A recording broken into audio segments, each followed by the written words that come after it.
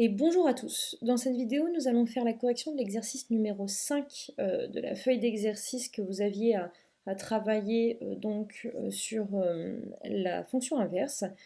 Et du coup, on va essayer de bien détailler chaque partie, même si vous allez voir qu'il y a plein de choses que vous avez déjà faites en détail dans les exercices précédents. On vous a juste ajouté un contexte autour.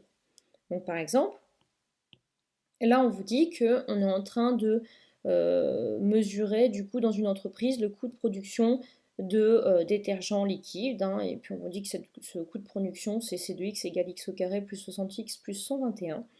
Et on vous dit que maintenant le f, la fonction f, c'est ce qui va représenter le coût moyen de production pour notre détergent.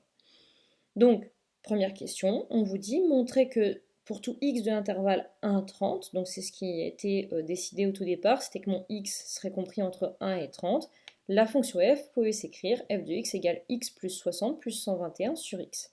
Donc, là, je suis en vert, on va peut-être se remettre en noir quand même. Donc je disais, là, il suffit juste de prendre le c de x et de le diviser par x. Donc on va prendre le c de x qui vaut x au carré plus 60x plus 121 et on va le diviser par x. Sauf que quand on divise plein de petits bouts par un même nombre, et ben en fait on peut diviser ça en plusieurs petites divisions.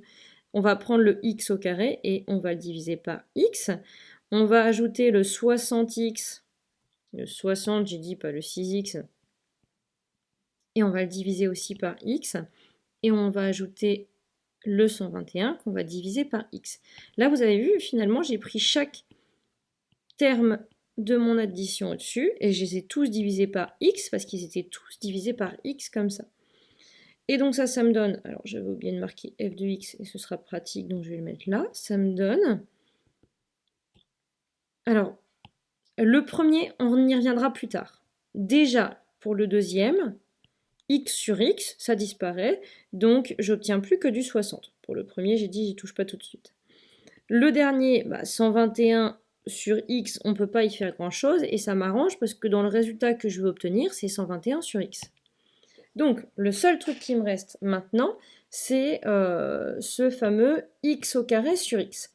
Et pour bien comprendre les choses, ce que je vous propose, c'est que le x au carré, on va le transformer en x fois x, parce que x au carré, ça veut juste dire x fois x. Donc, on va écrire x fois x sur x.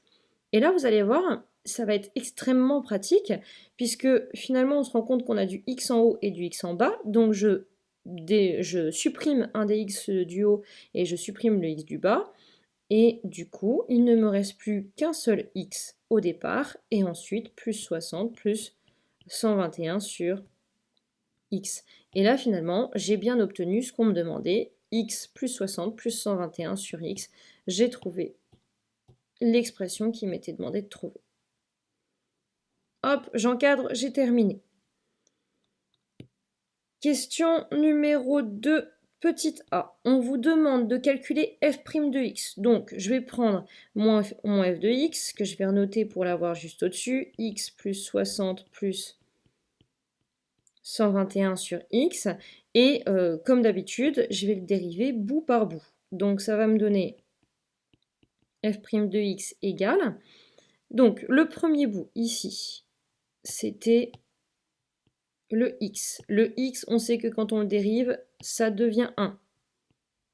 Le deuxième bout, hop, je vais y arriver, c'était 60. Donc c'était un nombre tout seul, c'était pas quelque chose qui variait, c'était une constante. Donc finalement, je sais que quand je dérive, ça fait 0, comme d'habitude, finalement. Et le dernier bout, en fait, c'est exactement la même chose que ce que je vous ai déjà montré dans plusieurs autres vidéos. 121 sur x, je vais l'écrire 121 fois 1 sur x. Comme ça, je sais que ce 121 fois 1 sur x, pour le dériver, je garde mon 121, parce que c'est un nombre qui est devant une fonction, donc lui, je le garde. Hop. Et mon, voilà, mon 1 sur x, et je vais le transformer en moins 1 sur x au carré, ici. Et on a presque terminé. Là, dans ce cas-là, il ne me reste plus qu'à faire une dernière chose, c'est à écrire que 1 plus 0, ça fait 1, et à réunir le 121 et le moins 1 sur x carré. Donc ça va me donner moins 121. J'ai mal écrit, on va le refaire. Moins 121 sur x au carré. Ce sera plus joli comme ça. Je rappelle que j'ai un moins parce que plus par moins, ça fait bien moins. Et le 121, je l'ai remis au-dessus pour avoir quelque chose de bien joli. On a répondu à la question de A. Ça, on peut l'encadrer si on veut pour le correcteur. Et on passe à la question de B, où on vous demande de montrer que ce que vous avez trouvé ici, c'est la même chose que cette expression-là qui vous est proposée. Et comme d'habitude, on va prendre l'expression et on va faire une distribution pour voir si on a la même chose que ce qu'on a trouvé juste au-dessus. Donc, je prends le x moins 11 et le x plus 11, et je divise par x au carré. Donc, je vais multiplier le x avec le x et le x avec le 11, ce qui me donne x au carré plus 11x. Et juste après, je multiplie le moins 11 avec le x et le moins 11 avec le 11. Donc, j'ai oublié mon x là, ça fait moins 11x, moins, et 11 fois 11, ça fait 121. Je divise le tout par x au carré. Là, j'ai un truc sympa qui se passe comme d'habitude. 11x moins 11x, finalement, ça disparaît. Il me reste x au carré moins 121. Donc, ça me donne bien x au carré moins 121 sur x au carré. Comme d'habitude, à ce moment-là, on divise le tout en deux, c'est-à-dire qu'on va transformer ça en deux fractions différentes.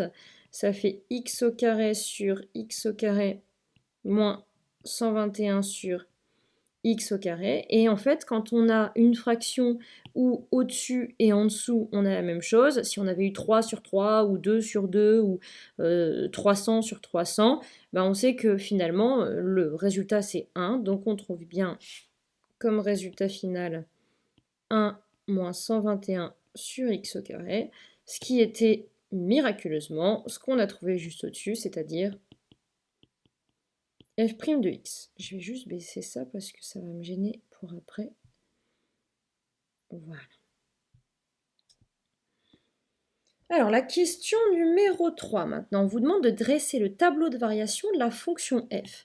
Mais pour trouver les variations d'une fonction, il faut d'abord regarder non pas la fonction, mais sa dérivée et trouver son signe à la dérivée. Donc, ce que je vous propose, c'est qu'on va faire un tableau de signe qui va se transformer en tableau de variation au fur et à mesure. Et en plus, vous allez voir que je vais faire comme la dernière fois, c'est-à-dire qu'au départ, je ne vais pas m'inquiéter de ce 1,30. Je vais faire de moins l'infini à plus l'infini comme d'habitude, et après je vais extraire du moins l'infini plus l'infini la fameuse partie qui m'intéresse, c'est-à-dire de 1 à 30. Donc, on fait un tableau ici. On va aller de moins l'infini à plus l'infini. On réfléchit. On sait que ma fonction f' de x, maintenant, on connaît son expression sympathique qui est x moins 11 facteur de x plus 11, le tout sur x au carré. X au carré, je vais me mettre en gris, x au carré, c'est quelque chose qui est positif. Et pas positif, on va y arriver, positif. Et donc, si c'est positif, ça ne va rien changer à mon signe. Donc, le x au carré, on va pouvoir l'ignorer. Et je vais pouvoir juste regarder le x moins 11 et le x plus 11, leur signe, c'est ça qui va m'intéresser finalement. Donc, comme d'habitude, dans mon tableau de variation, je vais faire une première ligne avec le x moins 11 et une deuxième ligne avec le x plus 11, ce qui me permettra de trouver le signe de f' de x. Ça, on l'a déjà fait plusieurs fois, je ne vais pas rentrer dans le détail complet. Pareil, on réfléchit en avance. X moins 11, je veux savoir quand est-ce que ça vaut 0, x moins 11. Et donc, il faut que je réfléchisse à si à un nombre, j'enlève 11, comment je fais pour revenir à 0 ? C'est pas très compliqué. Si je suis au rez-de-chaussée et que je descends de 11 étages, pour revenir au rez-de-chaussée, il faut que je remonte de 11 étages. Du coup, je sais que c'est 11 qui me permet d'avoir 0. Hop. Et donc, je sais que si je mets une séparation là, ça va être facile si je mets des séparations en dessous. Ensuite, la deuxième partie, c'est celle-ci. J'ai un x, je lui ajoute 11. Je veux savoir combien x doit valoir pour revenir à 0. Je suis au rez-de-chaussée, je monte de 11 étages. Comment je fais pour revenir au rez-de-chaussée? Je dois descendre de 11 étages. Donc ici, je me retrouve à moins 11. Je sais qu'en moins 11, ça vaut 0. Mais je sais que ça va être pratique si je fais une séparation au-dessus et en dessous. Donc je les fais en avance. Et grâce à ça, je peux faire mes signes qui vont être pratiques ici pour la suite. Je sais maintenant que pour x-11, avant le 0, c'est négatif. Et après 0, c'est positif. Et pour mon x plus 11, avant 0, c'est négatif. Et après le 0, c'est positif. Ensuite, il ne me reste plus qu'à regarder. 1 moins fois 1 moins, ça fait un plus. 1 moins fois 1 plus, ça fait un moins. Et un plus fois un plus, ça fait un plus. Et là, j'ai 0. Et là, j'ai 0. Alors, on peut faire, hein, si on veut, les variations de f, mais après, on fera quelque chose d'un peu mieux. Là, je rappelle que du coup, c'est mon brouillon, ce truc-là. Les variations de f, du coup, j'ai quelque chose qui monte d'abord, vu que j'ai du plus d'abord. Ensuite, j'ai quelque chose qui descend. Et ensuite, j'ai quelque chose qui monte. Mais avant de m'embêter à trouver les résultats à ces endroits-là et de travailler là-dessus, je rappelle qu'on avait une petite contrainte. C'était qu'on devait être entre 1 et 30. Or, moi, depuis le départ, ici, j'ai été de moins l'infini à plus l'infini. Je veux me bloquer de 1 à 30. Le 1, bon, on peut dire qu'il est approximativement ici. Le 30, on peut dire qu'il est approximativement ici. Donc, en gros, je ne dois prendre... Oups, j'ai été trop loin, c'est pas grave, j'ai modifié. Non, je ne peux pas modifier. On va refaire. Voilà, comme ça. C'est un peu mieux. Je ne dois prendre que cette partie-là de mon tableau. Bon, et il veut se mettre au bon endroit, lui, ou merde? Voilà. Je ne dois prendre que cette partie-là de mon tableau. Donc, je vais refaire un vrai tableau maintenant. Enfin, tout ça, je l'efface après ou je le mets au brouillon, mais en tout cas, je ne le mets pas sur ma copie. Moi, je vais juste prendre tout ce qu'il y a entre 1 et 30. Donc, ça va me donner quelque chose qui maintenant va plutôt ressembler à ça. Ça, x. Et là, je vais de 1 à 30. Entre 1 et 30, j'avais 0. D'abord, j'avais mon x moins 11. Et mon x moins 11, il valait bien 0 en 11. Avant, j'avais du moins. Après, j'avais du plus. Ensuite, j'avais mon x plus 11. Et là, mon x plus 11, la question va plus se poser, puisqu'en fait, on se rend compte que dans cette partie-là, il est que positif. Alors, je peux toujours, si je veux, mettre une séparation. Mais en tout cas, il n'est que positif. Donc là, j'avais du plus, là, j'avais du plus. Et j'avais même pas d'endroit où ça valait 0. Là, pareil, si je regarde juste au-dessus, mon f' de x.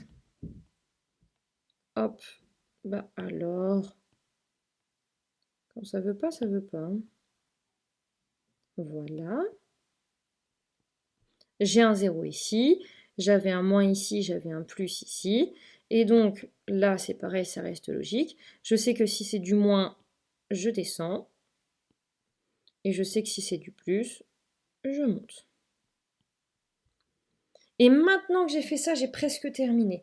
Le seul truc qui me reste à faire, finalement, c'est de remplir les trous ici. Hop. Donc, savoir combien vaut ma fonction f quand x vaut 1, combien vaut ma fonction f quand x vaut 11, et combien vaut ma fonction f quand x vaut 30. Donc, finalement, par exemple, allez, on va le faire dans différentes couleurs. Au départ, il faut que je prenne et que je fasse le calcul f de 1. Donc, il faut que je prenne ma fonction f qui est x plus 60 plus 121 sur x, et que je remplace tous les x par 1, donc ça fait 1 plus 60 plus 121 sur 1, et ça me fait 182, donc à cet endroit-là, je vais mettre 182. Après, par exemple, on va le faire en bleu, il faut que je fasse f de 11, et f de 11, bah finalement le x, je ne vais plus le remplacer par 1, je vais le remplacer par 11, donc ça fait ce calcul-là, 11 plus 121 plus 121 sur 11. plus 60 plus 121 sur 11, et ça fait 82. Donc ici, je vais pouvoir mettre que ça me fait 82 cette histoire. Et dernière chose à faire, il faut faire, que je vais faire dans une autre couleur, on va faire comment? On va faire en orange, c'est très bien. Il faut faire f de 30. Et ça, c'est 30 plus 60 plus 121 sur 60. Et ça me fait, je vais baisser encore lui, voilà. Ça me fait environ 94,03. Donc à cet endroit-là, je vais mettre 94,03. Et ça va me permettre de répondre à la dernière question. Dans la dernière question, on vous dit quel est le coût moyen de production minimal et pour quelle quantité de détergent est-il obtenu? Et ben, le coût minimal moyen, c'est l'endroit le plus bas ici. Donc ici, ça va être 82. Donc je vais pouvoir mettre, pour la question 4, que le coût minimal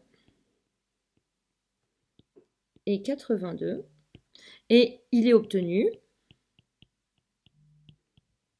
pour un x qui vaut 11, donc il est obtenu pour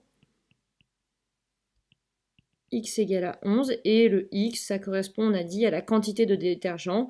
Donc, on va marquer donc pour 11 mètres cubes de détergent. Dans ces moments-là, on fait vraiment attention à bien rester dans le contexte de l'exercice et donc de bien redéfinir ce que ça veut dire x égale à 11. Et une fois qu'on a fait ça, on a tous ces points et on a bien réussi ce type d'exercice à contexte.